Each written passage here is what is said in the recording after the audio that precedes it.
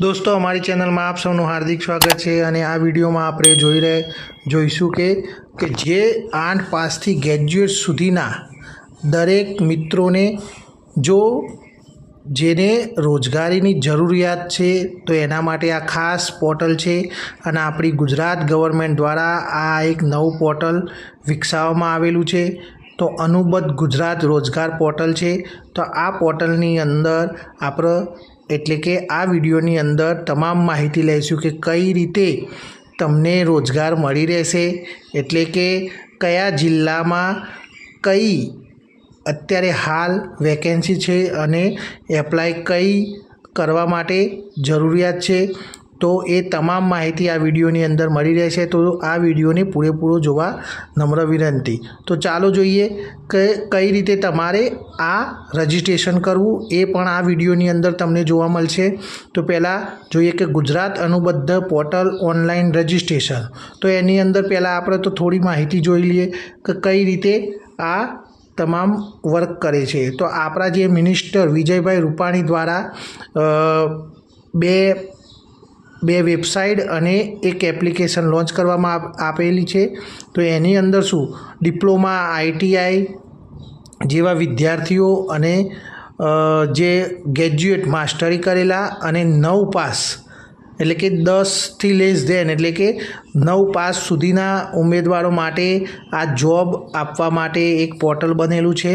તો એની અંદર માહિતી આધારે જોઈએ તો પોર્ટલની અંદર તમારે રજિસ્ટ્રેશન કરવા માટે કયા કયા ડોક્યુમેન્ટની જરૂર રહેશે। તો એની અંદર તમારો mobile number, email ID, passport સાઇઝનો photo, Aadhaar card, election card, licence અથવા તો પાસપોર્ટ એનીવન અને તમારે જે પાસ આઉટ એટલે કે માર્કશીટ જે પણ 9 પાસ હોય અથવા તો 10 પાસ 12 અથવા તો ગ્રેજ્યુએટની માર્કશીટ હોવી જરૂરી છે। અને એની અંદર તમારો એક બાયોડેટા બનાવેલો હોવો જરૂરી છે। તો અને રેસિડેન્ટ માટે તમારું આધાર કાર્ડ ચાલી રહેશે અથવા તો તમારું રેશન કાર્ડ હોય તો પણ ચાલી રહેશે। અને તમારું એક્સપિરિયન્સ સર્ટી જો એક્સપિરિયન્સ સર્ટી હોય તો, નહીં તો આની અંદર તમને મેન્ડેટરી નથી એટલે કે માગેલું નથી। તો આ વિડીયોની અંદર હવે આપણે જોઈએ કે કઈ રીતે રજિસ્ટ્રેશન કરવું।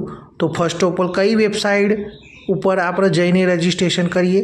તો ફર્સ્ટ ઓફ ઓલ હું અહીંયા જે લિંક આપેલી છે પણ ચિંતા કરવાની જરૂર નથી, તમને આ જેવો વિડીયો પતશે એટલે તમને લિંક મળી જશે, બરાબર। તો તમારે આ વિડીયો પૂરેપૂરો જોવાનો કે જેની અંદર કઈ રીતે રજિસ્ટ્રેશન કરવાનું છે, બરાબર। દોસ્તો તમે જોઈ રહ્યા છો કે અનુબંધમની વેબસાઇટ આ પ્રમાણે એનું લેઆઉટ છે અને તમે જોઈ રહ્યા તો પહેલાં આપણે વેબસાઇટ જોઈ લઈએ કે એની અંદર શું શું આપેલું છે। કરંટ વેકેન્સી છે, તો ડિફરન્ટ ટાઈપ્સ ઓફ આ વેકેન્સી આપેલી છે અને નીચે તમે જોઈ શકો છો કે એ વેબસાઇટ આ ગવર્મેન્ટ એપ્રુવલ છે અને આની અંદર એક એપ્લિકેશન પણ છે। તો તમે એપ્લિકેશન પણ ડાઉનલોડ કરીને તમે અહીંયા રજિસ્ટ્રેશન કરી શકો છો। પણ અત્યારે હાલ જે વેબસાઇટ ઓપન છે તો એની અંદર કઈ રીતે રજિસ્ટ્રેશન કરવું। તો રજિસ્ટ્રેશન તમારે કરવા માટે ઉપર બતાવેલા જે રજિસ્ટ્રેશન ઓપ્શન છે, રજિસ્ટ્રેશન ઓપ્શન દેખાઈ રહ્યો છે એના ઉપર તમે ક્લિક કરશો એટલે આ રીતે તમને પ્લેટફોર્મ જોવા મળશે। તો જ્યારે તમારે રજિસ્ટ્રેશન કરવાનું હોય ત્યારે સિલેક્ટ ઓપ્શન ઉપર આ રીતે ક્લિક કરશો એટલે આ રીતે 2 ઓપ્શન ઓપન થશે। જ્યારે આ 2 ઓપ્શન ઓપન થાય એટલે કે જોબ પ્રોવાઈડર અને જોબ સીકર એટલે કે આપણે જોબ સીકર એટલે કે આપણે જોબ શોધી રહ્યા છીએ એટલા માટે અહીંયા આપણે જોબ સીકર ઉપર ક્લિક કરશું અને એના પછી રજિસ્ટ્રેશન 2 રીતે થઈ શકે છે, એક તમારો મોબાઈલ નંબરથી અને બીજું તમારા ઈમેલ IDથી, બરાબર। તો આ પ્રમાણે તમારું રજિસ્ટ્રેશન કરી લેવું, કેમ કે મેં ઓલરેડી રજિસ્ટ્રેશન કરી લીધું છે। તો આપણે અહીંયા લોગિન કરીને આગળની જે પ્રોસેસ છે આપણે જોઈએ। તો મેં રજિસ્ટ્રેશન મારા મોબાઈલ નંબરથી કરેલું છે એટલે કે મેં મારો મોબાઈલ નંબર અહીંયા ઇનપુટ કરી લઉં, એના પછી મારી જે પાસવર્ડ છે એ પણ અહીંયા હું ઇનપુટ કરી લઉં, બરાબર। પછી એના પછી અહીંયા નીચે કેપ્ચા આપેલો છે, એ પણ તમારે અહીંયા અંદર ઇનપુટ કરી લેવાનું છે. તો આ બધું થઈ ગયા પછી તમારે નીચે બતાવેલા સાઇન ઇન ઓપ્શન ઉપર ક્લિક કરવાનું છે. તો આ રીતે ક્લિક કરવાથી તમારો જે ઓપ્શન છે ઓપન થઈ જશે. તો ઓપ્શન ઓપન થઈ જાય એના પછી તમારે અહીંયા તમારું ટોટલી ડિટેલ્સ લખવાની રહેશે, બરાબર.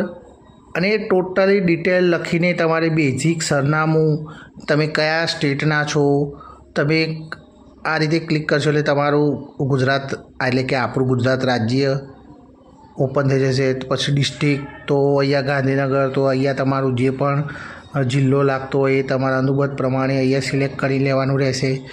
પછી નીચે તમારો પિનકોડ નંબર, તો અહીંયા હું ટોટલી લોગિન ડેસ્કબોર્ડ છે, તો આ પ્રમાણે ડેસ્કબોર્ડ ઓપન થઈ જશે. તો ડેસ્કબોર્ડ ઉપર આ રીતે ઓપન થઈને અને તમારી સ્ટેટિસ્ટિકમાં જશો એટલે કે ad profile, totally ad profile તમારી થઈ જશે. તો જિલ્લા વાઇઝ જે પણ તમારી ચાલી રહેલી જે પણ વેકેન્સી છે તો અહીંયા બતાવી દેશે. તો આ પ્રમાણે તમારે લોગિન કરવાનું રહેશે.